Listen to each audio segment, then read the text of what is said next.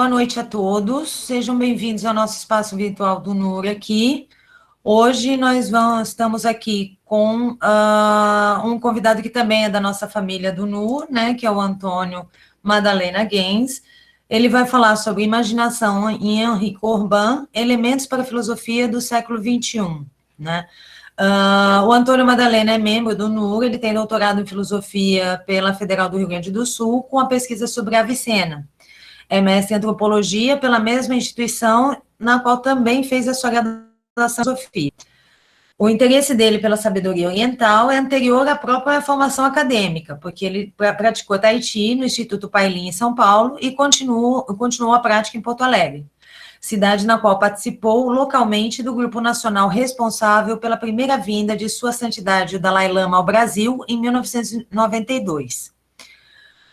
Participou ativamente desse movimento que trouxe a Porto Alegre delegações de monges budistas nos anos seguintes à vinda do Dalai Lama à cidade, ajudando a fundar um centro budista da tradição Gelugpa, sendo praticante durante alguns anos.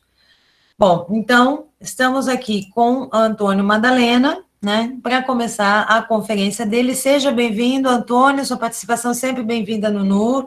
Querendo oferecer cursos ou propor alguma coisa, estamos à disposição também, né, ou eventualmente alguma outra conferência sua. Então, passando então a palavra, muito obrigada. Boa noite, então, a todas e todos. Para mim é uma grande alegria. Eu agradeço o convite da Cecília. É uma oportunidade, através desse modelo, né, virtual remoto, de eu participar do núcleo ao qual eu pertenço com bastante alegria e orgulho, né? Acompanho na medida do possível as atividades e me sinto muito honrado de estar aqui hoje, podendo apresentar pouquinho, né, da filosofia, do trabalho do Henri Corbin, porque é bem pouquinho mesmo, né, então me sinto muito honrado por isso e espero corresponder à expectativa de vocês e poder a gente ter um bom diálogo, um bom debate após a minha exposição. Como o título da minha apresentação, né, Imaginação em Henri Corbin, Elementos para a Filosofia no século XXI.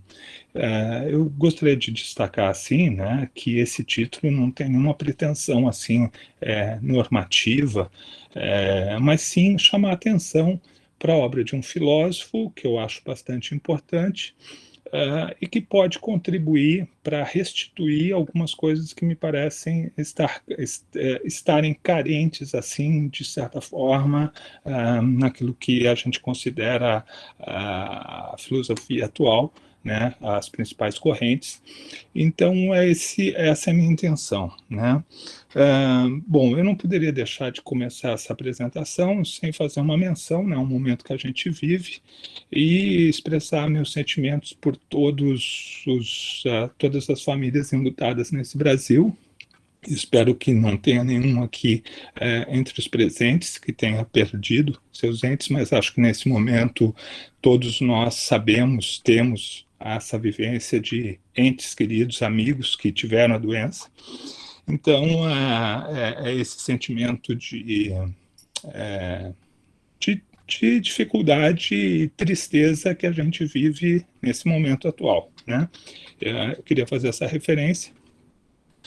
E também queria dedicar essa apresentação à memória de um grande pesquisador que acho, na minha visão, tem relação, sim, com o trabalho do Corbin, pelo menos em uma parte que eu vou mostrar aqui, que faleceu, acho que, né, uma vida super bem vivida. Estou falando do Humberto Maturana.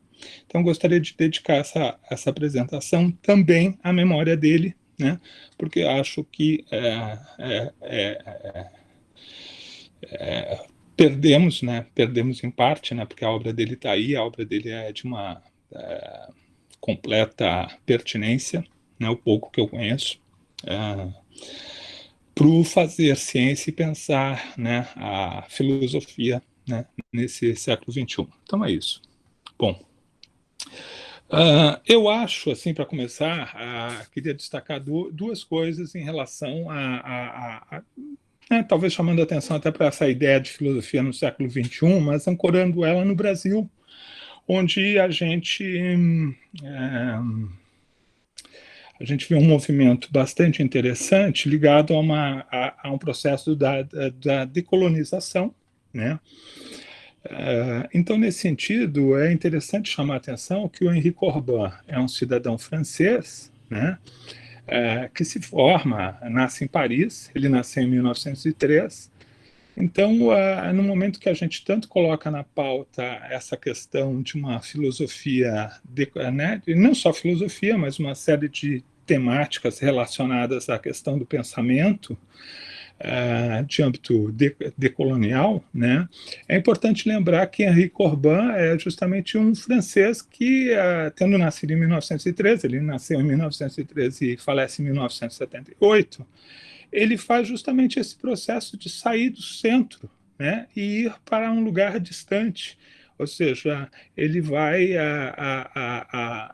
claro, ele vai ser professor na Sorbonne, mas ele vai justamente se interessar por uma filosofia que está fora desse âmbito daquilo que a gente chama do eurocentrismo, né?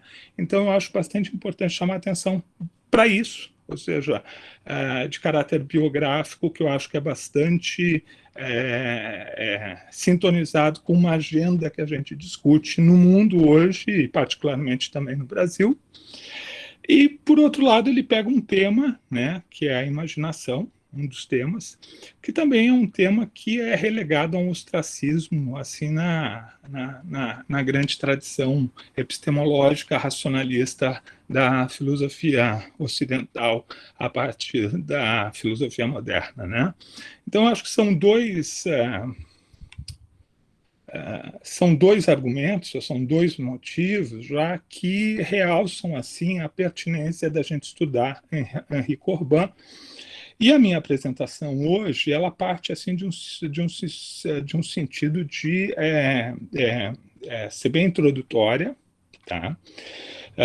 Eu coloquei como um dos objetivos nesse ano estudar mais a obra do Henri Corbin, que é uma obra que eu tenho lido, li algumas obras dele, li alguns trabalhos, mas eu nunca pude me dedicar como gostaria, por falta de tempo e a premência de outros objetivos, tais como, por exemplo, a minha pesquisa no doutorado foi em Avicena, né?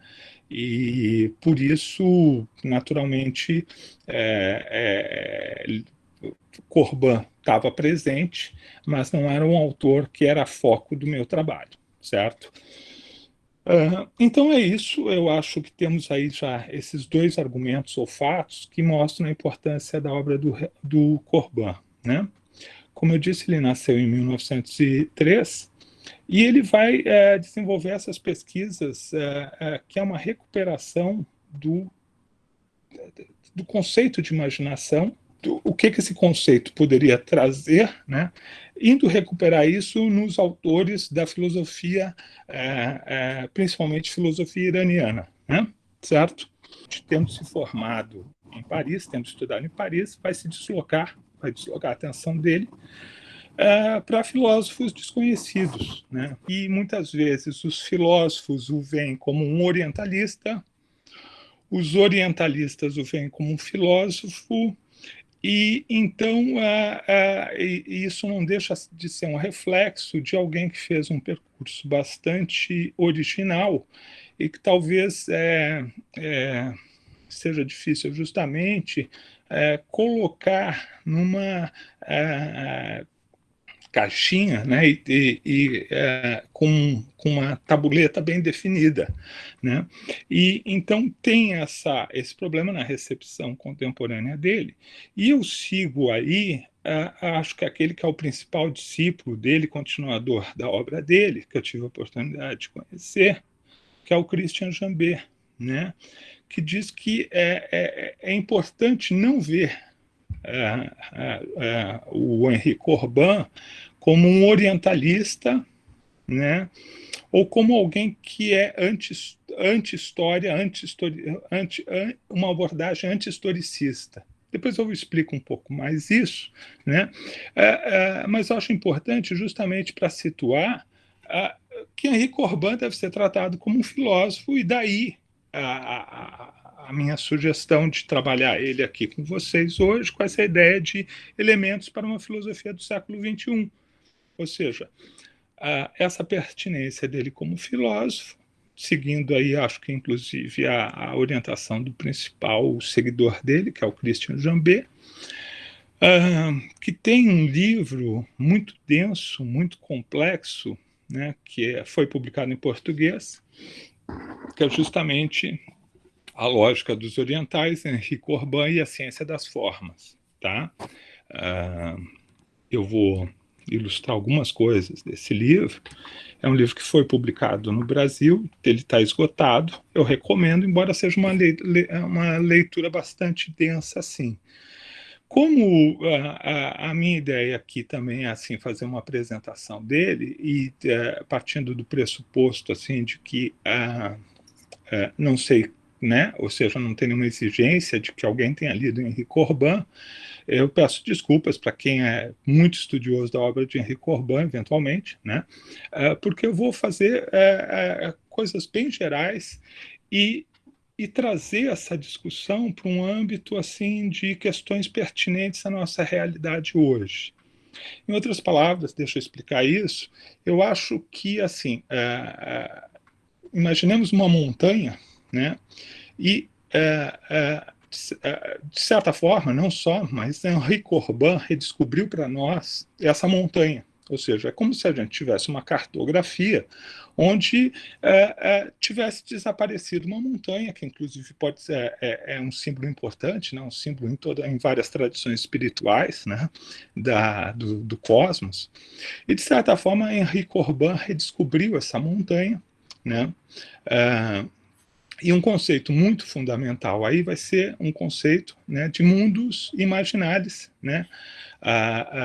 Ou seja, aquele cunha que ele vai buscar no latim para definir alguma coisa justamente em função de uma série de dificuldades com o tema, com essa palavra imaginação, que geralmente se associa assim, no campo semântico, a falsidade, a fantasia, né, a erro. Então ele vai buscar esse conceito, que é um conceito fundamental para essa, né, é isso que eu estou dizendo, ou seja, essa recuperação na cartografia, no mapa, né, de uma montanha, né, onde esse conceito vai ser fundamental. E eu vou, né, falando um pouquinho disso, trazer justamente a discussão um pouco também para essa contraparte, que é o caminho que leva até a montanha, porque eu acho que hoje a gente vive num momento em que está se destituindo para nós esse caminho que leva à montanha também. Né? Então, eu estou pegando uma imagem aqui, que talvez depois a gente explore mais ela. Não sei se ficou suficientemente clara, mas é a ideia de que, né, até eu acho que uma das coisas que reforça a ideia do Corbin como filósofo, até naquela linha do Deleuze, né, da filosofia do Deleuze e do Guattari, da filosofia ligada à criação de conceitos, que ele desenvolve um conceito, que é esse conceito de mundos imaginários, né? Mundo imaginal, para definir e poder se referir, né, a uma cosmologia e uma ontologia que estavam perdidas, e ele vai recuperar isso através dos filósofos, né, do Islã, particularmente aqueles do Irã. Bom, então, como eu disse, eu referi esse estudo do Jambet, que é a lógica dos orientais, né, que destaca fundamentalmente uma coisa que né, uma realidade que é um pouco, digamos,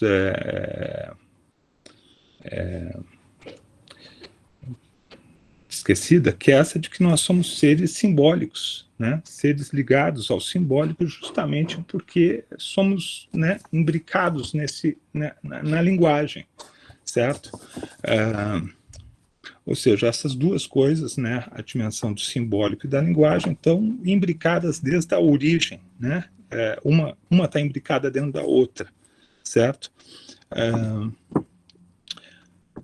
E, portanto, né, o Jambê, né, ao destacar isso, né, ele está reportando que, ou seja, não dá para reduzir a existência do homem a um plano de histórico apenas, né, determinado apenas por relações sociais ordenadas, né, e também a satisfação das necessidades.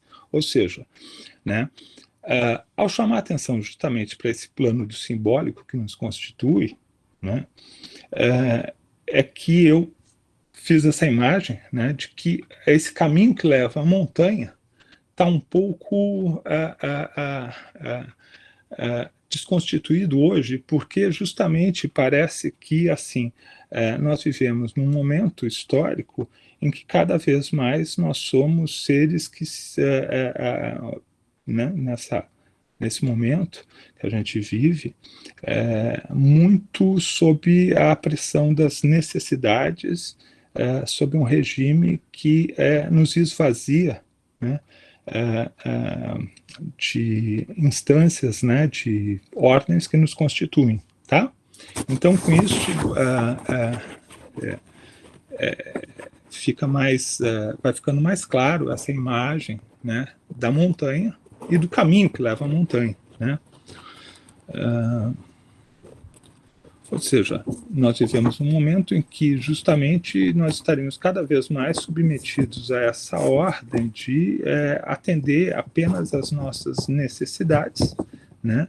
E vemos isso nessa crise civilizacional, né, anterior à própria pandemia e que acho que agora é ressaltada pela a pandemia, né? E aí, o que eu quis dizer com a montanha é justamente essa procura pelo Corbin de uma recuperação dessa faculdade da imaginação que vai levar ele a criar um conceito, né, que é o de mundos imaginários, para dar conta disso, né, e revalorizar esse plano, que seria um plano intermediário, né, entre, digamos, a ordem do, né, a ordem apenas dos sentidos e uma ordem intelectual abstrata, né? Ou seja, ele vai recuperar um mundo intermediário que está ligado, né, a essa função da imaginação e precisando, né, o contorno desse conceito, cunhando um novo termo, certo? Né? E uma das coisas que vai acontecer, justamente reforçando essa ideia da filosofia de Henri Corbin como filósofo, né, pensar ele como filósofo, é que justamente como ele pega uma coisa que estava meio que perdida, esquecida, acontece muitas vezes o fato dele ser estudado por várias outras áreas, né, na poesia, na psicologia, na educação, né, e não ser estudado na filosofia, né? Então é curioso isso, como eu disse, está ligado à recepção da obra do Corbin, porque justamente foge aos cânones, né, daquelas correntes principais da filosofia hoje, e ao mesmo tempo desperta muito interesse em outras áreas, talvez destacando aí particularmente a psicologia, né, porque ele foi amigo do Jung, né, ele foi muito influenciado pelo Jung. Depois, um outro grande psicólogo dessa corrente da psicologia arquetípica, que é o James Hillman, foi bastante influenciado por ele, né? E construiu uma obra onde conceitos, a presença do Corbin é muito forte, muito presente, né? Então, assim, é óbvio que isso não é uma crítica que ele seja estudado em outras áreas, mas eu estou ressaltando o fato de que nessa recepção da obra dele, né, justamente o que seria o eixo principal, né, pois Henri Corbin, nessa visão que eu trago e que está alicerçada no Jambet também, no Christian Jambet, é fundamentalmente um filósofo, né? Certo? Uma das coisas interessantes é que justamente em 1939, quando começa a guerra, né, o Corbin vai para Istambul e ele passa grande parte da guerra lá, né, e depois ele vai principalmente para o Irã, né, fazer suas pesquisas lá. Mas o interessante é que assim o Corbin vai ser o primeiro tradutor de Heidegger para o francês. E o Corbin sempre teve um interesse muito grande em autores, né, alemães, certo? Então, assim, é interessante que esse interesse dele pela imaginação está ligado a uma série de autores que ele conheceu, né? Ou seja, cuja temática, a temática da imaginação, foi trazida para ele, né? Através de autores que ele estuda autores alemães, como Paracelso, Swedenborg, né? Uma série de autores que formam o interesse dele por esse tema, né? Bom, estava falando que justamente assim, uma das coisas interessantes da biografia do Corbin, nessa aproximação dele com essa temática, é justamente que ele se interessa por esse tema da imaginação no estudo que ele faz de uma série de autores ligados, né, ou a uma dimensão mais esotérica, né, que escrevem em alemão, ou a filósofos ligados ao idealismo alemão. Tá? Então, é interessante isso, que vai ser importante na formação dele, porque, assim, ele vai fundamentar toda uma pesquisa sobre esse mundo da imaginação intermediário, mas cujas raízes na obra dele estão ligadas lá a autores ocidentais. Né? Então, é um tema interessante, assim, pensar nisso. Como ele fez toda uma travessia, né? E um amigo dele, que foi professor dele e depois colega, que apresentou uma série desses autores, foi o Alexandre Coiré, né? Que foi professor dele lá na França. Né? Então, por exemplo, Coiré que apresenta para ele a ideia que está em Fichte da noção de corpo sutil, que vai ser alguma coisa fundamental depois na pesquisa dele, junto aos autores, né, na filosofia árabe, particularmente na filosofia falei árabe, né, e foi agora falar dos iranianos, né, mas desse mundo, né, dos filósofos iranianos, e no autor que é referência, né, no título de uma das obras principais dele, né, que é a ideia, né, da imaginação, né, a imaginação criadora em Ibn Arabi, tá? Certo? Então é um dado interessante pensar nisso, como ele vai justamente, né, se deslocar para recuperar para nós toda a importância desse mundo intermediário e desse conceito desse mundo intermediário que está ligado ao conceito desse de mundo imaginário. Certo? Bom, então, o que o Corbin vai desenvolver, né, com esse conceito de mundo imaginário na pesquisa dele é a ideia de um poder que seja mediano e mediador, né? Ou seja, um mundo intermediário entre o sensível e o inteligível. E que estava, justamente por isso que eu disse, esquecido, né? Principalmente a partir do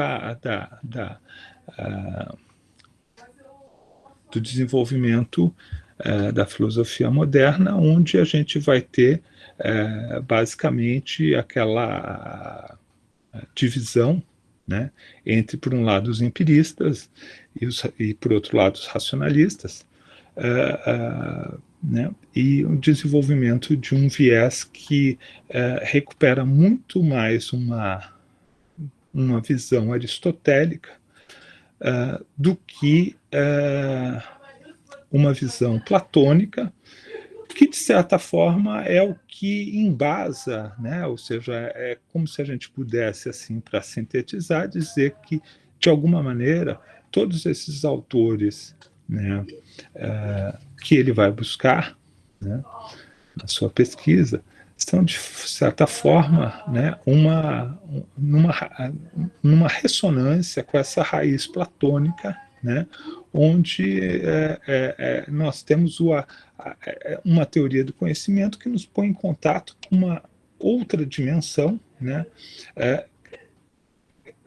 que é o mundo das ideias, né, em Platão, que não está presente justamente numa tradição aristotélica, né, fazendo essa referência, né, aos dois grandes mestres nossos, né, que é essa dimensão né, que vai se desenvolver, depois se desdobrar na filosofia moderna, nessa disputa, nesse entrechoque entre o empirismo e o racionalismo, né? Bom, e eu falei do mundo imaginaris, né, que vai ser, assim, um ponto decisivo na obra do Corbin, o artigo, né, que vai ser publicado em 1964, que tem justamente esse título, que é Mundos Imaginários, ou o Imaginário, né, e o Imaginal, né, que passa, então, a ser uma fonte de influência para uma série de autores, e é a partir daí que vai se cristalizar mais fortemente esses conceitos em Corbin, na obra dele, né, sendo que esse conceito de mundos imaginários, que ele vai utilizar aí o latim para trazê-lo, né, é uma forma de dar a expressão àquele conceito que lá na filosofia dos autores islâmicos é o Alam al-Mital, né? Certo? E é com isso, com esse conceito, que, de certa forma, se abre a ideia de uma hermenêutica espiritual, ou seja, de um mundo intermediário que faz o acesso entre esses, ou seja, reconstitui o universo, né, com um elemento que, de certa forma, tinha ficado ausente, né, na epistemologia ocidental, né? E justamente, talvez a singularidade seja que, fazendo isso, até hoje, a recepção do nosso autor passa por essas, não digo erro de interpretação, né? Acho que a palavra não é essa, mas, ou seja, ele traz um elemento complexo que é difícil de ser assimilado, mesmo na filosofia hoje, e é muito estudado em outros campos. E, como eu destaquei no começo, eu acho que há alguns motivos pelos quais é importante a gente dar atenção à obra dele. Ou seja, eu acho que está em sintonia com esse momento decolonial, né, em vários campos do pensamento, não só na filosofia, e o próprio tema da imaginação. Então, de certa forma, ou seja, esse mundo intermediário, esse mundo da imaginação, ele faz referência a um processo em que, assim, há um contato entre uma dimensão nossa com uma dimensão daquilo que o Corbin vai chamar de mundo angélico, né? Onde, de certa forma, Corbin está mostrando uma completude de cada um de nós com sua contraparte angélica, alguma coisa que de fato é bastante difícil de ser assimilada, né, numa tradição, digamos, reducionista e materialista, onde, de fato, se a gente apresentar textos do Corban, eles não seriam classificados como do âmbito da filosofia, né? Ou seja, alguém que recupera essas dimensões e fala de né, mais do que esse contato com o anjo, né, ele fala que o anjo também está, né, à procura, né, ou seja, está à expectativa de nós, né, para que seja feito algum trabalho que é da ordem do espiritual, mas não um espiritual que se fica perdido, assim, né? E sim se volta para uma dimensão bem concreta do nosso viver. A passagem que, como alguém colocou aqui, né, foi justamente a apresentação, o contato que ele teve com Luiz Massignon, certo? Como o Felipe colocou aqui, que vai servir, né, ou seja, que vai ser a oportunidade dele conhecer, ter contato com esse mundo, né, e o Luiz Massignon apresenta, né, a obra de Suhrawardi para ele, e através disso ele vai... Ele relata, né, que aquilo ali foi definidor da trajetória dele, né, se abriu um mundo novo, uma nova perspectiva para ele, né, ou seja, eu só pontuei que aqueles autores que ele encontrou em língua alemã, né, alguns ligados ao idealismo alemão e outros mais a correntes esotéricas, digamos, o chão, a base através da qual, né, ele começou a se interessar por essa questão, né, ligada à imaginação e justamente, né, uma pesquisa que faz com que ele enfrente vários problemas, né, vários problemas conceituais, porque o próprio termo imaginação é um termo que fica perdido, né, sob, né, uma amplitude semântica que remete mais à ideia do erro, da ilusão, né, da imprecisão. Né. Queria destacar uma parte aqui, né, um ponto que é importante, essa ideia de que né, ou seja, ele recupera, acho que um senso de sagrado para a vida de cada um, né? Se a gente pensar que, ou seja, foge dessa redução da imaginação à fantasia, à ilusão, né? E permite, né, ter um apoio para estudar a ideia de visão, né, visão de experiência visionária, de uma série de coisas que estavam perdidas, né, nessa epistemologia reducionista, né, contra a qual ele justamente vai recuperar a ideia de um mundo intermediário nesses autores, né, ligados à espiritualidade, né, e ao mundo da filosofia islâmica. Né. E aí eu disse que ia fazer essa apresentação no sentido de tentar trazer alguns elementos e pensar esse caminho, né, que a gente vive hoje, num momento onde a gente tem uma perda, né, a gente vê as consequências, né, de um processo de desenvolvimento que justamente levou, acho que, a perda desses referenciais de uma forma talvez quase, não digo reversível, mas, ou seja, se o Corban nos chama tanta atenção de que o símbolo, né, é sempre a cifra de um mistério, eu acho que um ponto que é importante de pensar é que a gente vive hoje, né, numa radicalização dessa redução, né, dessa perda da dimensão do simbólico,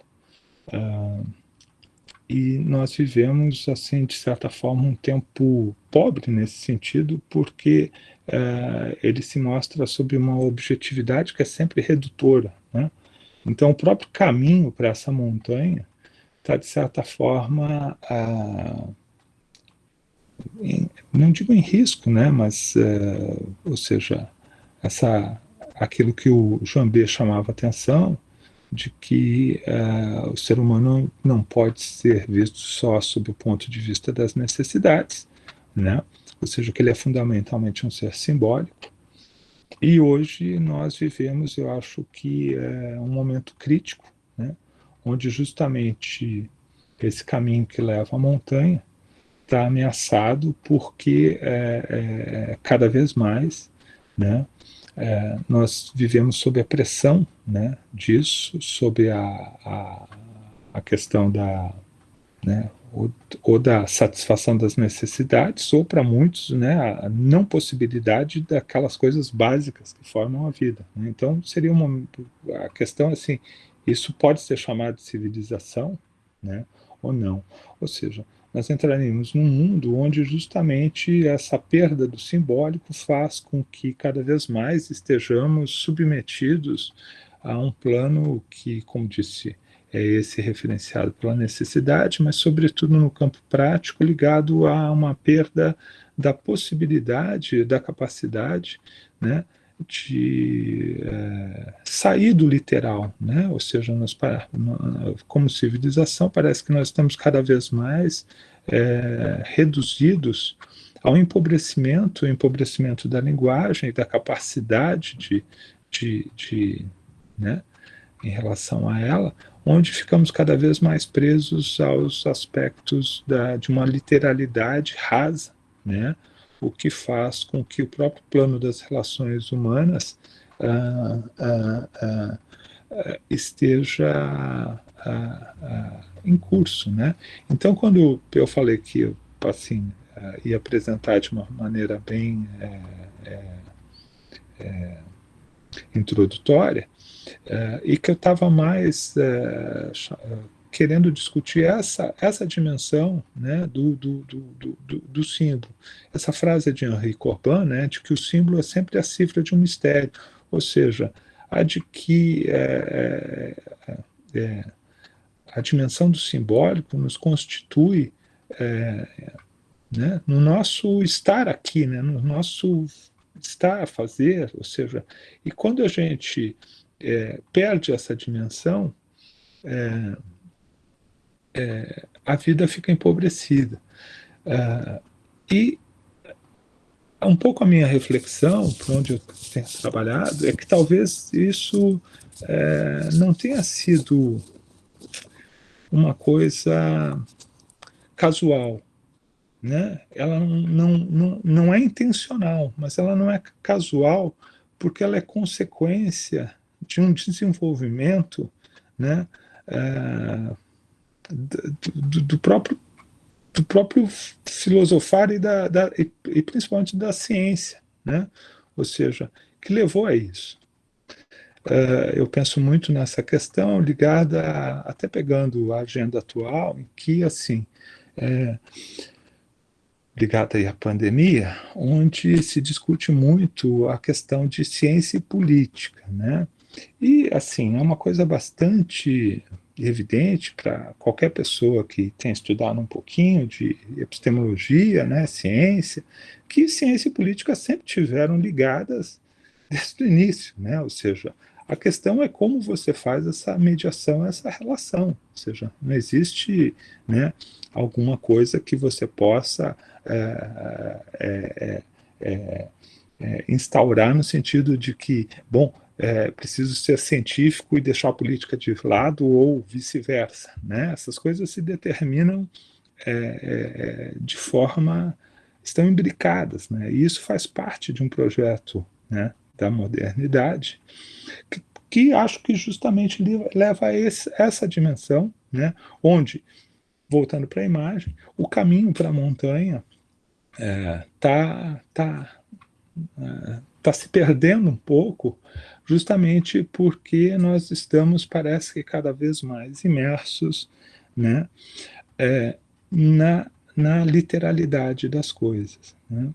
E aí eu gostaria de destacar, né, um autor que eu pesquiso, que é ligado à fenomenologia, que foi uma área tão interessante e importante para Henri Corbin, né,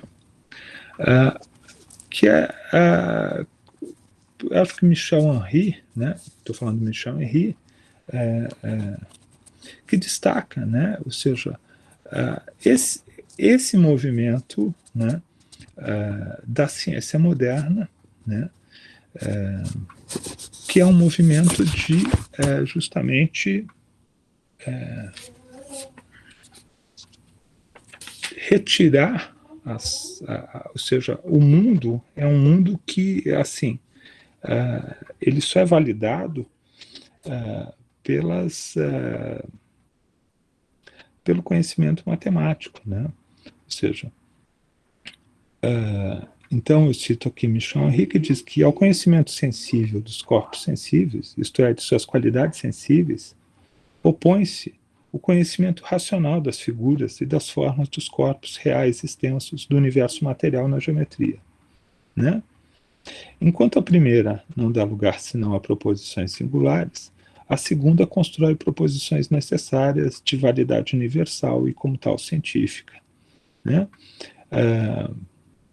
Ou seja, isso né, por isso que eu disse, não é intencional, mas não é casual, que isso faz parte de um projeto da modernidade. Eu acho que nós estamos vivendo assim um momento de possibilidade, talvez uma possibilidade meio que agônica, de refletir, se dar conta disso e tentar mudar algum percurso e justamente, né, recuperar isso no momento que estão muito esgarçadas todas essas linhas que compõem a própria convivência humana, né, fazendo com que, ou seja, a gente reduzido cada vez mais a um âmbito da literalidade, né, desemboca, eu acho, que nessa coisa que hoje constitui a cena, assim, né, na cena pública, que é essa falta de abertura para o outro, né? Se Henri Corbin, né, junto com o conceito de imaginação, fala numa coisa que é fundamental, que é a simpatia, né, um universo onde há ordens de ressonância simpática, nós vivemos hoje num mundo onde parece que assim essas possibilidades ficam excluídas, né? E a própria ideia que se fala muito hoje de empatia, né, da necessidade da empatia, como se fosse alguma coisa assim quase que mecânica também, que a gente pudesse, né, se dar conta que não temos e passar a ter, né?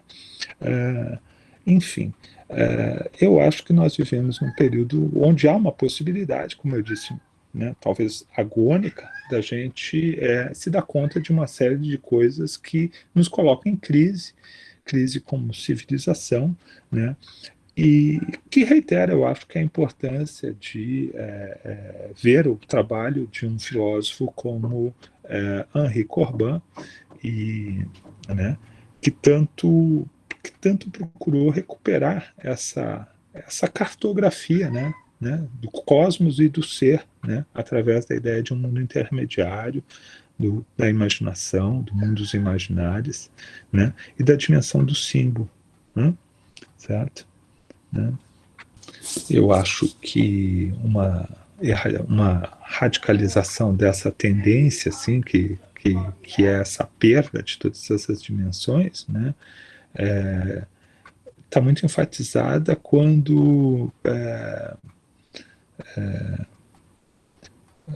se pensa, né, em algumas correntes do transhumanismo, E eu vou citar um autor aqui que tem um livro chamado A Siliconização do Mundo, né, que é justamente uma crítica de uma visão de futuro propagandeada pelo Vale do Silício, por todos esses, né, uma série de autores, né, ou seja, que postula uma visão de futuro baseada no futuro tecnológico, ou seja, nós vivemos numa sociedade tecnocientífica e parece que a saída é empurrar mais para frente a radicalização dessas tendências, né?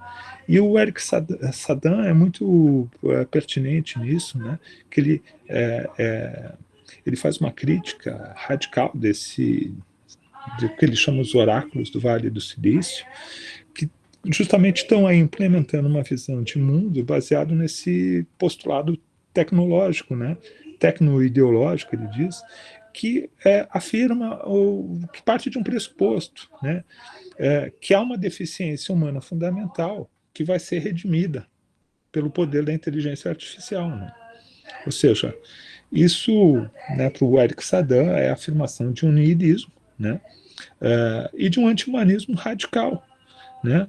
Ou seja, é como assim, houvesse uma imperfeição fundamental do mundo que é devida ao homem mesmo, né? O inimigo é o homem, e embora tenha esse paradoxo que foi um desenvolvimento, né, via conhecimento, né, feito por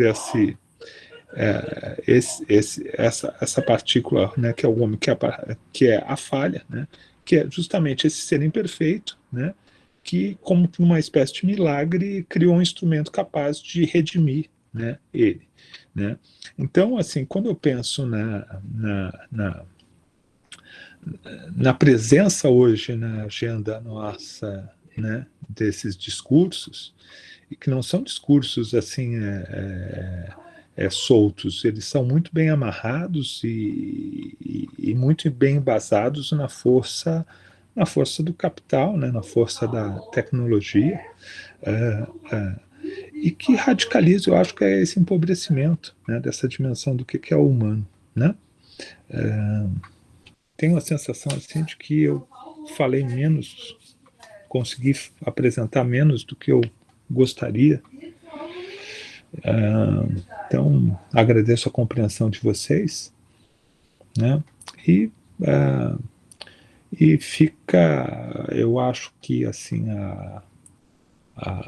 através de mim, ou apesar da minha apresentação, né, o convite para quem não conhece, né, ter aí a obra do Henri Corbin como uma obra filosófica, como um autor que é muito importante, que eu acho que ele se sintoniza na agenda do que se faz hoje, né, naquele sentido que eu disse no início, decolonial, e do movimento dele, e da recuperação, né, que é bastante complexa, porque ele vai fundamentalmente cunhar um conceito que é esse de mundos imaginários, né, se baseando nos autores que ele encontra na filosofia principalmente iraniana, né, como foi citado aqui, né, no chat, o encontro definitivo, acho que define assim o caminho dele, é o encontro com Luiz Massignon, e o Massignon apresenta a obra do Suhrawardi,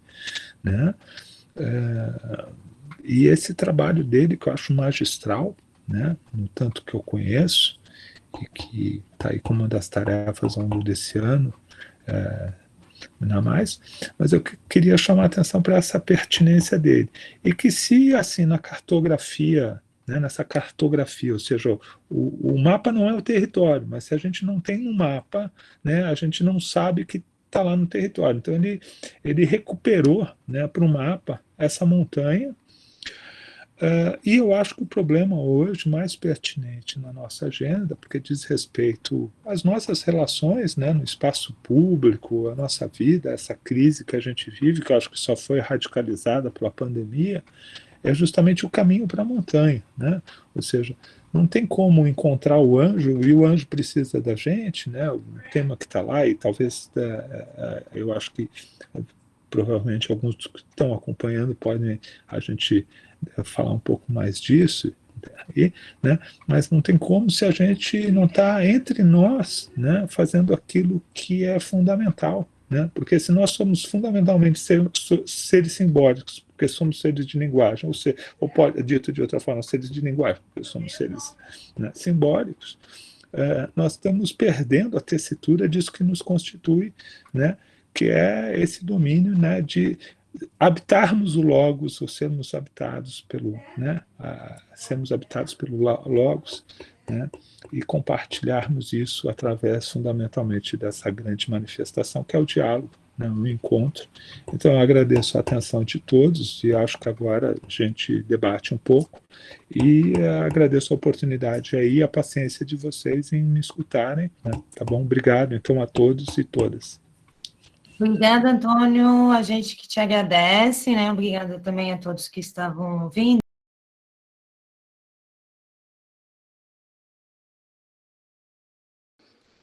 A gente teve uma discussão na semana passada, a professora Cecília e eu, sobre essa questão de o que é o limite dessa existência enquanto linguagem, né?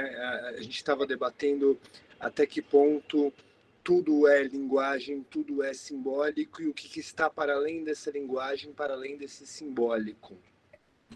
Eu queria entender do seu ponto de vista, ou da maneira como você lê o Corban, ou como você lê, enfim, a tradição iraniana, sufi, que seja, como é que fica isso que o Logos não pode anunciar, o que está para além do Logos? Existe algo para além do Logos ou não? Uma boa pergunta, porque eu acho que, assim,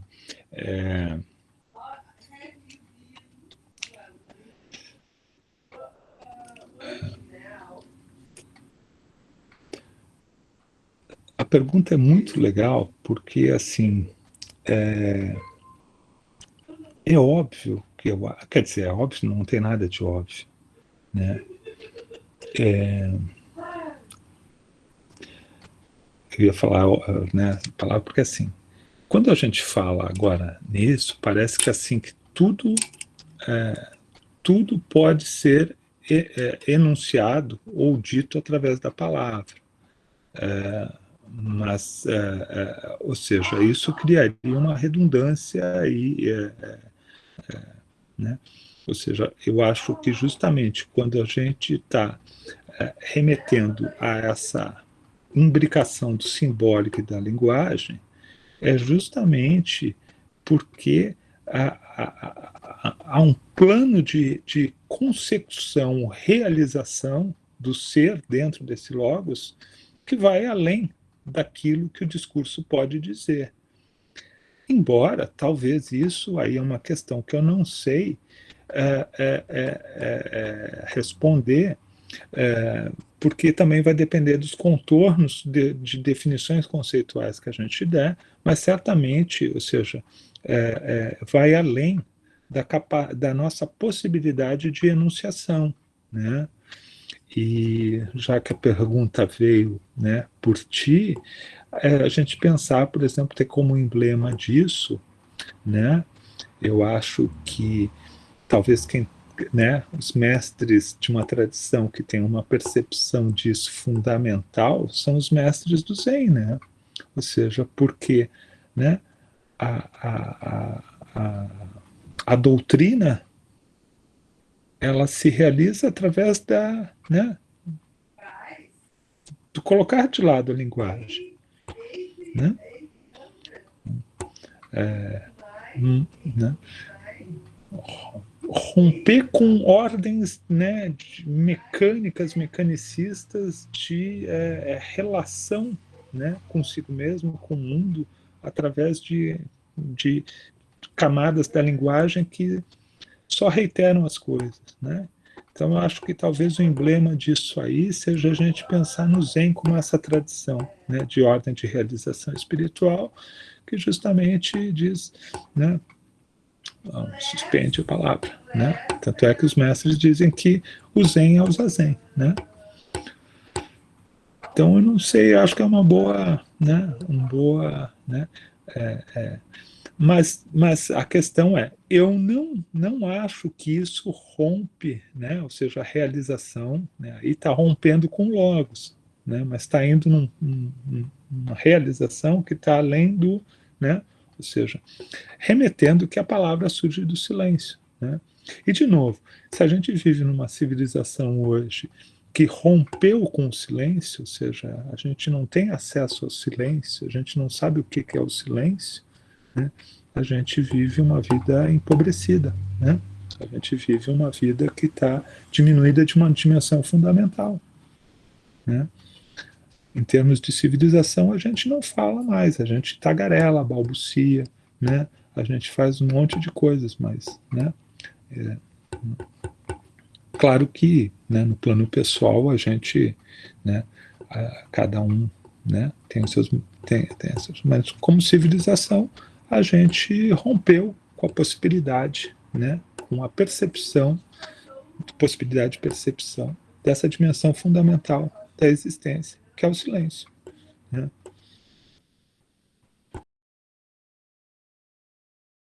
Oi, Tudo bem, Felipe. professor? Prazer, Obrigado, prazer também. brilhante aula. Eu fiquei mais interessado agora pelo outro lado da coisa, né? Esse lado esotérico, né? E puxa, assim, remete, você vê a Pérsia. E quando você fala de Jung, né, a parte do estudo, né, dos arquétipos e o que ele traz, hoje se embrenhou nas religiões, né, principalmente místicas, né, os arquétipos ligados aos astros, né, e a você identificar os seres humanos através dos arquétipos e toda essa questão. Então eu fiquei muito interessado na parte dele, que é fantástica, né, toda essa trilha, né, por esses dois caminhos, porque é difícil, né, em muitos aspectos, creio. E aí eu fiquei muito interessado realmente nessa questão dos arquétipos mesmo. Obrigado pela tua pergunta, obrigado, né, pela tua atenção aí, né, né, tua manifestação agora. Essa pergunta é bem interessante, porque, assim, como eu disse, é um artigo referencial, assim, na trajetória do Corban, esse Mundos Imaginários, o Imaginal e o Imaginário, que é de 64. Esse artigo, assim, você consegue baixar ele aqui no Google, né, em inglês, né? Ele foi publicado numa revista, ele só vai aparecer em livro muito mais tarde. Mas é interessante porque pesquisa assim para essa apresentação, ou seja, a partir dos anos 50, o Corban e o Jung são muito amigos e compartilham de um encontro anual lá na Suíça, que é o Círculo Eranos, né? Não sei como se fala, onde há um encontro, né? O Gershon Scholem também é presente, né, nesse círculo, uma série de outros intelectuais aí interessados nessas questões. E o interessante é que, assim, o Jung influenciou muito o Corban, mas o Jung não é citado nesse artigo, né? E aí a questão é por que o Jung não é citado nesse artigo, né? Aí há duas possibilidades, né? Porque isso é aberto. Tem um pesquisador que é o Daniel Pru, que fez uma tese sobre o Corban e é um estudioso da obra dele, que é o fato, primeiro, assim, que realmente o Corban vai estar enfatizando uma dimensão metafísica, né, do conceito de mundos imaginários. E para isso, ou seja, todo o diálogo dele com o Jung, toda a influência que ele tem do Jung, que vai ser muito importante para ambos, justifica em parte, ou talvez, né, justifique essa não referência ao Jung no artigo. porque o Jung realmente ele trabalha isso num plano de dessa arquetipologia, desse trabalho da análise, ou seja, inclusive o Jung aí está resgatando uma dimensão que, ou seja, para ficar assim nessas tradições reducionistas que o Freud, né, ou seja, né, não abraça, porque o Freud, né, ou seja, desse ponto de vista, ele está dentro de uma hermenêutica reducionista, ele, né, ou seja, né, o Jung está lá trabalhando com umas coisas que me parecem estranhas, ou seja, né, então o Jung abraça isso e trabalha muito, né, com esses conceitos. E aí eu te recomendo um autor que eu gosto muito, que eu li dois livros dele, que é de um discípulo do Jung, que é o James Hillman, que tem um livro que é o Pensamento do Coração, onde ele cita muito Corban, né? Então é muito interessante assim o trabalho do James Hillman, que eu acho que talvez seu assim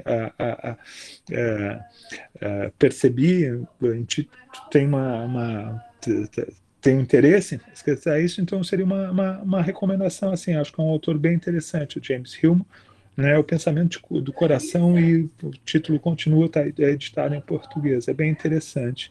Então isso em parte justifica aí a não referência ao Jung nesse artigo, embora os dois tenham passado anos, pelo menos uma vez por ano se encontravam lá na Suíça, né, e debatiam essas questões, certamente deveriam se ver em outros momentos, certo?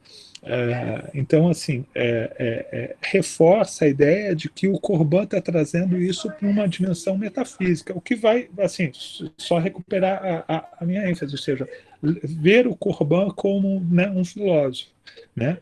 Romper um pouco com essa coisa dos orientalistas que veem ele como filósofo, dos filósofos que veem como orientalista, dele ser estudado em vários campos, que é uma coisa legal, mas, ou seja, onde ele está hoje na filosofia, né, do século XXI.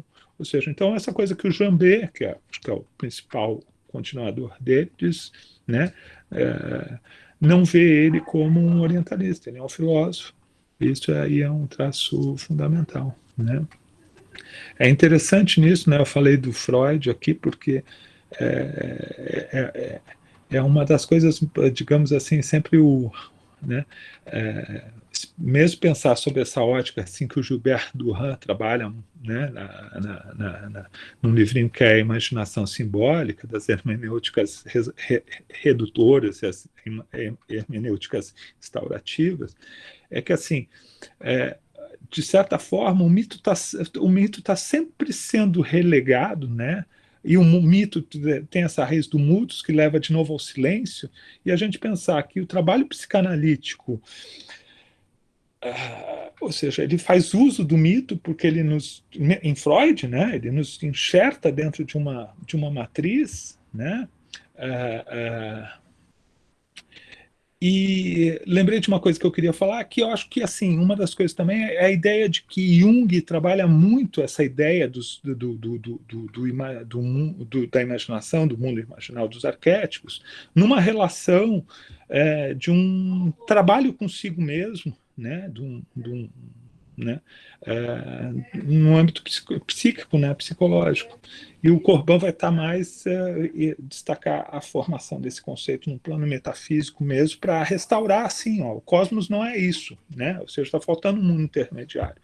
E essa coisa do mito, né, que assim, como eu disse, essa referência é como que há duas correntes, aristotélica e platônica, né? E no Platão você sempre tem, né, o retorno ao mito, né, como uma forma, né, e aí eu estou lembrando da pergunta do Fernando, como uma forma de ir além daquilo que pode ser dito, ou seja, apontar, né, ou seja, o mito está lá presente em Platão sempre como uma coisa, e que é muito mal, né, e que é uma coisa assim, muito complexa, às vezes você encontra estudiosos de Platão que tem uma leitura que digamos assim, que não sabe o que fazer com isso, ou seja, os mitos em Platão, e encontra outros autores que super enfatizam isso e caminham até para aquela dimensão da teurgia, né, em Platão, que eu acho que, né, sintoniza com o trabalho do Corban, e principalmente os autores com os quais o Corban trabalha na filosofia islâmica, na filosofia iraniana, que é a reconstituição, acho que essa dimensão teúrgica, né, ligada ao pensar e fazer filosofia.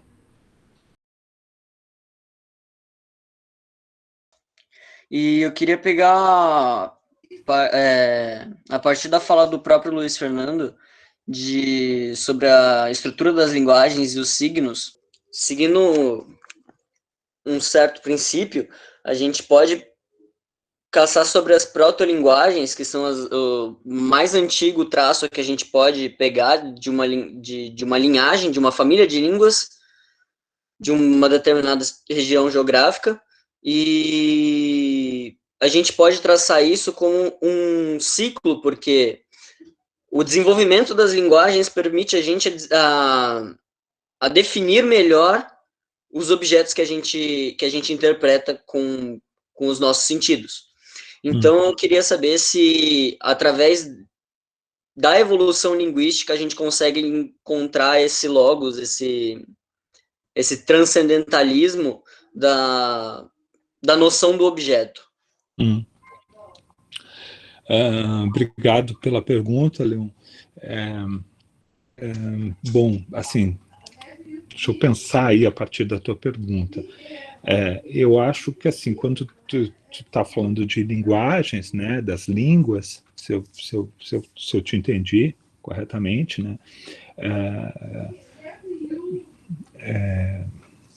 a gente tem aí, ou seja, uma questão que é bastante vasta e profunda, né, porque essa relação com as línguas, ela remete a uma relação de pertencimento, né, de povos às suas línguas, né, e a relação que se instaura, né, pensar, por exemplo, no hebraico, né, no árabe, que são, ou seja, como linguagens, né, como línguas, né, remete a toda uma dimensão de pesquisa, né, de relação, né, com as letras, né, constituindo o universo. E aí tem uma coisa que o Corban sempre teve muito atento, que é essa ideia do mundo como livro, né, ou seja, do mundo como um livro, né, nas três tradições semíticas, né, e que remete, portanto, novamente a essa questão do simbolismo, né. Então, a própria ideia da profecia que está presente, né, nesses povos, ela também é como que um livro, né, e o mundo como um livro, e essas coisas meio que se imbricam, são assim,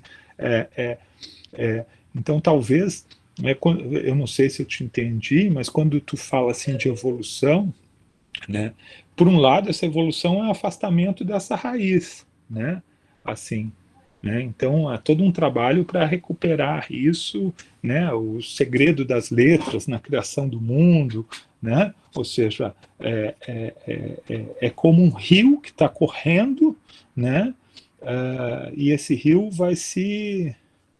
Claro, ele vai dar no mar, mas ele está se saindo da sua origem, né?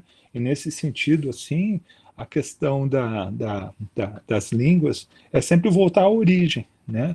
A origem onde está, né, a criação, assim, né? Né? Então, assim, eu acho que eu não te respondi, mas a gente está pensando juntos, que eu acho que é uma questão bem complexa. Eu acho que uma das coisas, assim, em relação a isso que eu apontei como crise nossa de civilização é justamente, né, a, a própria perda de cuidado com a linguagem, né? De certa maneira, como civilização, como cultura hoje, a gente vive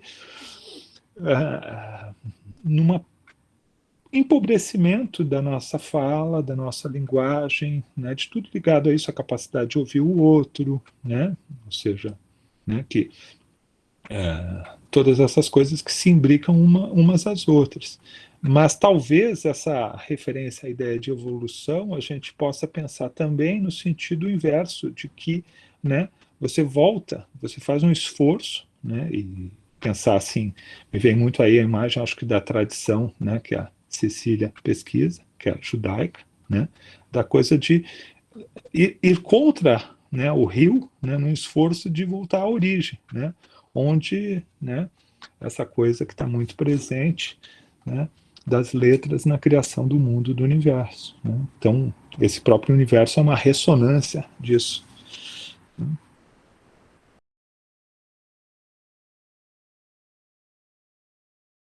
Bela pergunta, Camila, obrigado. Porque ela, inclusive, assim, dá oportunidade, uma coisa que na fala não, né, passou, que é a ideia de que, ou seja, o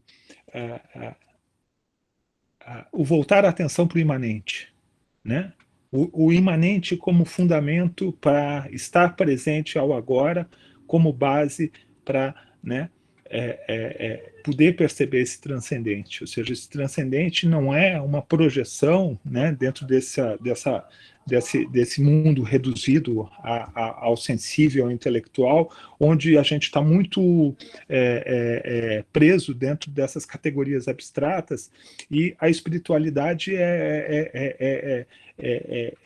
primeiro, é um conceito que perde, né, perde ênfase dentro do nosso, né, nosso mundo contemporâneo, e às vezes a ideia de espiritualidade está ligada a alguma coisa que não está aqui, né? E acho que uma coisa fundamental é isso. Tem uma ideia, né, que eu desenvolvi pouco porque não, por limitação minha para explorar mais, e também por achar que precisaria fazer também todo um percurso para coisa, que é essa ideia de que o anjo está à nossa espera, né? O anjo é a contraparte de cada um de nós, ou seja, nós temos uma parte, nós que é o anjo. O anjo precisa de nós. E esse precisar de nós remete a essa coisa da imanência, do estar presente, né? Ou seja, da concretude. A espiritualidade não como alguma coisa que está lá, mas alguma coisa que, para ser real, tem que estar encarnada, né, na presença do sujeito a si mesmo e ao mundo, né?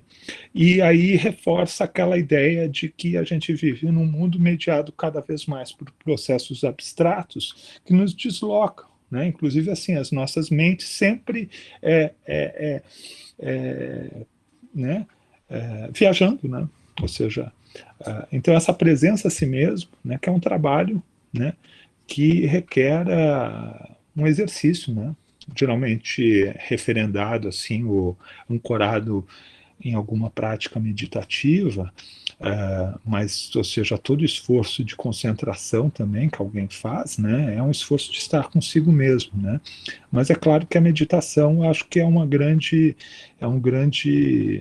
dispositivo aí para esse estar presente a si mesmo, né?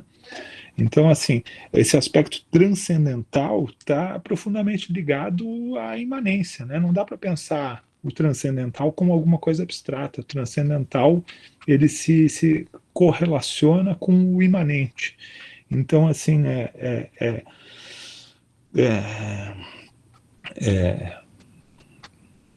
o corpo vai recuperar, como eu disse, o mapa não é o território, e ele faz uma recuperação de um mapa, né, que eu acho muito interessante isso, onde, né, coloca coisas que estavam fora do mapa, coloca de novo no mapa, né? E essas coisas todas, elas estão ligadas, ou seja, eu não consigo ver essa ideia de um transcendental que não esteja um transcendente, né? Porque essas palavras também, né, transcendental, a gente, né, daqui a pouco está lá, a gente, bom, não vou nem lá, né, do transcendente e do imanente, né, ou seja, de se correlaciona. Então, é esse poder de estar presente a nós mesmos, a vida, né, ou seja, por onde passa a vida para cada um de nós? Passa por nós, né? Se a gente não está presente a gente mesmo, né, a vida está passando ao largo, né?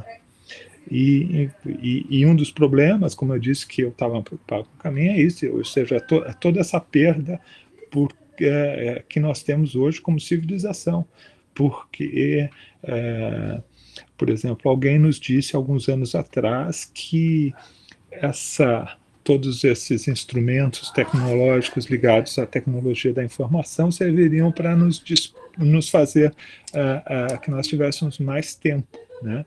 E isso é bom. Parece que está claro hoje que fomos enganados, né? Então, assim, esse problema não é um problema que vai ser resolvido, né, através da tecnologia. Ele é um problema que vai ser resolvido através de decisões individuais de cada um com a sua vida, né? Né? Como é que a gente lida com esse principal elemento que constitui as nossas vidas, né? Porque nossas vidas estão nesse tecido que é o tempo, né? Então, e o tempo, de novo, remete para essa coisa do imanente e do transcendente. Então, assim, é muito interessante a tua pergunta, muito bacana, né? E não sei se eu consegui responder, mas acho muito bom pensar por aí, né?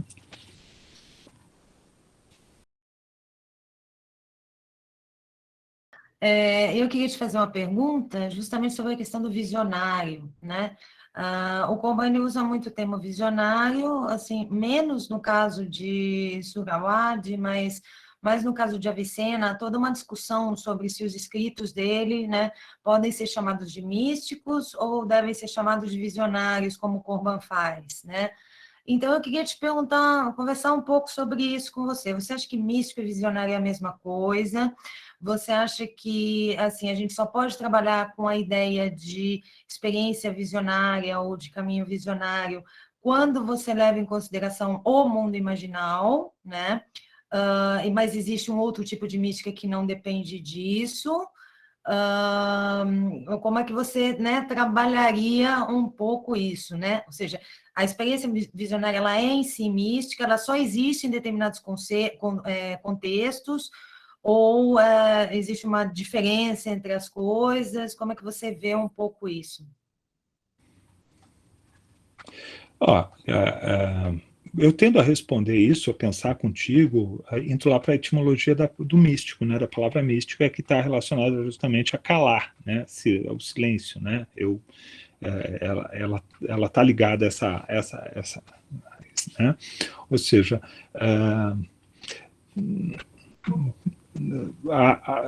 bom, em relação a esses, né, aos relatos visionários da Avicena, né, na filosofia tem esse problema de uma recepção que muitas vezes viu isso como alegoria, né, viu isso como, ou seja, então, que de novo remete a essa confusão dos termos ligados a esse domínio, né, porque uma alegoria não é um símbolo, não tá ligado à ideia do visionário, né, e então, assim, eu sempre, quando tive contato, li, né, os relatos de Avicena e algumas coisas sobre, para mim sempre me deparei com esse problema e tendo que trabalhar com o autor dessas interpretações, né, que já diminuem né, o sentido daquilo que a Avicena está fazendo, ou seja, porque quando se coloca essa tabuleta de que são alegorias, já se perde de início, né, aquilo que a Avicena está nos apresentando, né, que para mim são os relatos visionários, ou seja, são da ordem, né, não da alegoria, mas do símbolo. E símbolo aí porque você usa símbolos para apontar coisas que de outra forma não podem ser apontadas, e que eu acho que no caso do Avicena, né, estão ligados sim, né, a uma experiência mística. Agora, eu não sei, né, até porque não sou místico, né, se necessariamente a experiência mística está ligada à experiência visionária, né, de que forma ou não. Eu acho que devem ter muitas relações, né,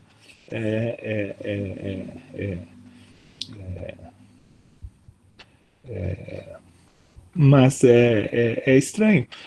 Uma vez eu lembro de uma conversa que eu tive há muitos anos atrás, né, que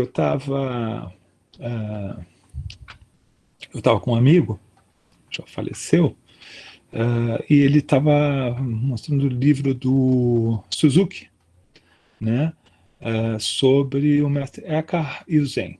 Né, não lembro o título do livro, é um livro muito legal, muito bacana de ler, e ele estava destacando justamente que o livro é Mestre Eckhart e a Mística Zen, que tinha um problema, porque o Zen não é místico, né? Ou seja, né? E eu concordei com ele, não sei se o Luiz Fernando concordaria ou não. Ou seja, o Zen não é um caminho místico, né? Ou seja, que um mestre Zen, um praticante Zen possa ter uma experiência visionária, não vai significar que ele esteja dentro de uma tradição mística, né? Então, foi muito interessante, faz anos essa conversa, né? Eu tinha lido o livro, e ele estava com o livro, e a gente, né, ele tinha muito estudo do budismo, e ele destacou isso, esse título, na verdade, tem um problema, né? Não sei, eu até quero ouvir o Zen não é místico, né? E a mística Zen, né? Ou seja, né? E aí, realmente, bela conversa, pensando de fato, o Zen não é místico, né? Ou seja, esse título tem um problema, né? E certamente Mestre Eckhart era um místico, né? Mas eu aí tenho dificuldade, né, de definir esses contornos dessa relação entre o místico e o visionário. O que eu acho, assim, claro, né, em relação aos relatos visionários do Avicena, é que eles são relatos visionários, eles são da dimensão do simbólico, não na dimensão do alegórico, que o alegórico sempre remete para alguma coisa que é pertinente ao intelectual, ou seja, né, intelectualmente eu estou lá lidando com algum tema e crio alegorias para falar disso. Pode até ser um expediente para aula, né? Você criar alegorias, imagens, né? Todo esse âmbito, mas isso não é da ordem. Então, esse reducionismo na recepção dos relatos visionários do Avicena, né? Que eu acho que o Corban resgata eles, né? Inclusive desse... Resgata não, né? Mas realça justamente essa dimensão. O que tu acha, Fernando, Luiz Fernando? Só terminando aqui, né? Assim, em quem você acredita, no Nishida ou no Suzuki, né? Então, só comentando aqui, né? Eu acho assim, em cima do que você falou, eu acho que assim, tem duas coisas, né? Em primeiro lugar, você falou, bom, não sei bem qual é a relação entre o visionário e o místico, né? Ou se é necessário uma coisa para outra. Se você partir do princípio que realmente existe um mundo dos imaginários, não tem como você chegar, digamos, no místico sem o A visão. visionário, né? Então, um pouco por isso que eu te perguntei, ou seja, e aí as coisas elas acabam ficando bem unidas. E aí eu vou te fazer mais uma pergunta. Você acabou de definir o místico a partir do silêncio. Então, você diria, então, na linha do Nishida e não no Suzuki, que o Zen não é místico? Como é que você sai dessa, Antônio? Reportando a ideia de que, ou seja, de uma prática, né, de um caminho de despojamento, ou seja, onde a doutrina vai se realizar através do quê? De tu fazer zazen, né? Nesse sentido, é que, assim, ou seja, no caminho da prática, do fazer, qualquer coisa ligada ao místico vai estar colocada de lado, né? Eu aí aproveitei essa oportunidade, né, para, na minha biografia, destacar isso. Eu, durante uns 7 anos, fui um praticante do budismo tibetano, que é uma coisa completamente diferente, é outro mundo, né? E aí tem até uma coisa, ou seja, ligada a isso, a nossa primeira língua é o inconsciente, né? E você entrar numa prática do budismo tibetano, né? Ela te remete a um inconsciente que não é o teu, começa a se dar conta delas, né? Porque você começa a fazer meditações com mantras que, né, da Terra Verde, vermelha, ou seja, imaginários, né? E aí você vê o budismo tibetano, que é um budismo bastante, é budismo, né? Ou seja, todos eles se amarram sobre a coisa de budismo. Mas aí, né, ou seja, você tem um repertório de coisas que te constitui lá já pelo teu inconsciente, né? Pelo teu não, porque eu acho que um dos problemas é isso, assim, ou seja, né, que talvez seja uma reflexão que não sei quanto ela é feita ou não, que realmente, por exemplo, né, foi muito boa meu envolvimento, minha prática, mas tem essa questão, ou seja, né, tem uma língua que nos constitui antes da nossa língua, essa língua do consciente, ou seja, quando eu vou fazer, ou alguém vai fazer, por exemplo, passar a ser um praticante do budismo tibetano, ele nem se dá conta de várias dimensões que vão reverberar e ter ressonância, né? E nesse sentido que eu acho, talvez, aí na experiência, que realmente de acordo com né, como tu disse, como é que eu saio dessa? E eu aqui estou louco para ouvir o Luiz Fernando, né, da gente, né, e todos vocês, porque assim, realmente, né, eu entendi, para mim, teve meio que um insight quando eu estava nessa conversa de muitos anos atrás, quando, bom, tem um problema nesse título, que o Zen não é místico, né? Por outro lado, o que tu está falando, é claro que tem todo sentido, né? Porque se existe um mundo dos imaginários, né, o teu acesso a ele, o mundo dos imaginários não vai estar... até tem um texto que faz essa reflexão, né? Ou seja, né, desse mundo dos imaginários que ele vai estar, ele constitui uma ontologia, uma cosmologia, portanto ele vai estar presente, né, as coisas, qual é o teu acesso a ele? A questão da visão que tu colocou, né? Ou seja, tu vai ter tu vai ter um encontro com ele, né? E não sei, são coisas para pensar. Eu queria ouvir vocês mais agora.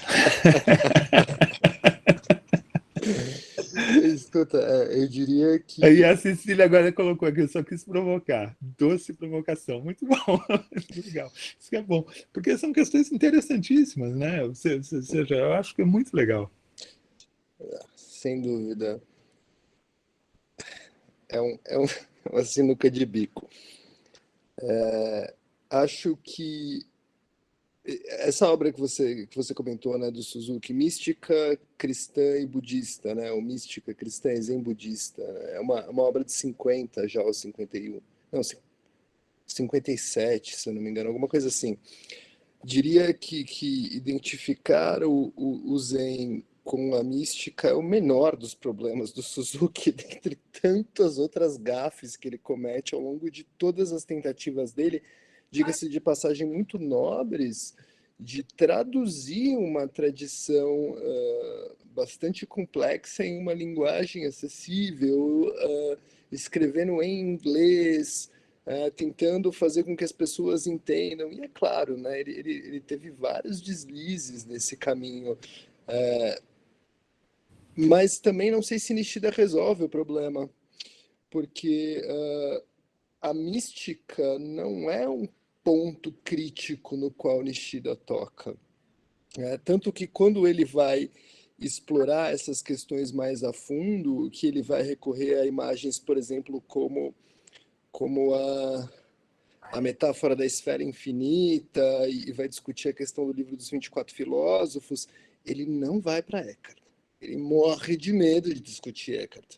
Ele vai para Nicolau de Cusa, onde ele tem categorias com as quais ele consegue trabalhar a partir da premissa de que existe uma visão fundamental. Quem resolve essa questão, do meu ponto de vista, é o Nishitani, porque ele sim apela a uma categoria que já não é mais sequer uma categoria, mas que é o fundamento de tudo, a ideia de Shunyata, que não é necessariamente o nada absoluto, Zetai Mu, do qual fala o Nishida, mas que está ainda no fundo disso. E é a partir desse shunyata que se manifesta tanto existência quanto não existência, tanto ser quanto nada. Eu acho que o Nishitani resolve isso melhor. De fato, não que não o Zen não é místico. Não tem como pensar o Zen em termos de mística, mas isso não significa que a gente não consiga pensar pontos convergentes entre a mística e o Zen. É possível, né?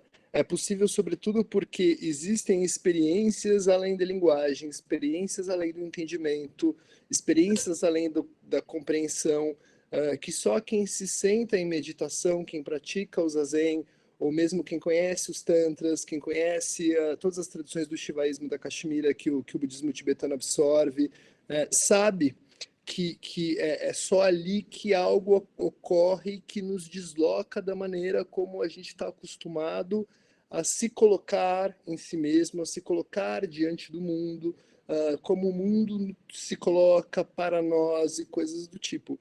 Mas, assim, no fundo, você falou uma coisa que eu acho muito interessante, que fomos enganados pela ideia de que então esses dispositivos todos eram para que nós tivéssemos mais tempo. O oposto disso, né? Esses dispositivos fazem com que a gente tenha cada vez menos tempo. O fato de trabalhar remoto, por exemplo, minha companheira está trabalhando o dobro do que trabalhava, ou o triplo, sei lá. Inclusive, ela te mandou um beijo, está lá trabalhando. Um beijo para ela também. Tá dando risada lá porque ela tá ouvindo o que eu tô falando. Mas é isso, você fica disponível o tempo inteiro, você se coloca à disposição, à mão, né? Você se torna objeto de manualidade das coisas. E no fundo, o budismo ele te joga para um lugar diferente, né? Para o lugar de, bom, então eu estou sentado em uma posição na qual o eu, o sentar e a posição são a mesma coisa. E aí você entende o porquê do Nishida pela metáfora da esfera infinita, mas você percebe que existem limitações dessas categorias, né? Eu, honestamente, acho o Suzuki sempre uma excelente porta de entrada, mas um péssimo caminho a ser seguido do ponto de vista do estudo do budismo. Eu falo isso sob pena de levar bambuzada na cabeça de monge que adora o Suzuki. Não tô nem aí, mas eu acho que ele de fato dá umas escorregadas. E Nishida tem suas limitações, sobretudo porque ele para em um determinado momento, ele não avança, né? Mas o Nishitani eu suspeito que mais ou menos resolve um pouquinho mais. Ele tem um diálogo com Eckhart muito mais forte do que qualquer outro autor da escola de Kyoto. E agora eu já nem lembro mais o que eu ia comentar. Eu levantei a mão. Bom, então oficialmente encerramos por aqui. Muito obrigada a todos pela participação. Muito obrigada, Antônio, pela tua conferência. Então tá aí, eu queria agradecer a todos vocês pela atenção, pela escuta, pelo encontro. Para mim foi uma oportunidade muito boa, muito bom, porque ajuda a clarificar para a gente né? Então eu agradeço muito, foi muito rico para mim, né? E fico até assim, né? Porque eu acho que para mim foi muito enriquecedor estar aqui com vocês. E eu agradeço muito a oportunidade, eu agradeço então mais uma vez o convite da Cecília e me sinto muito orgulhoso e muito alegre de participar desse núcleo, né? E estou à disposição e empenhado nesse encontro, né, à distância, como inclusive passo para no futuro um encontro presencial depois que tudo isso, né, que a gente dobrar a página, né, desse período de quarentena, né? Então é isso. De coração, meu muito obrigado a cada um de vocês.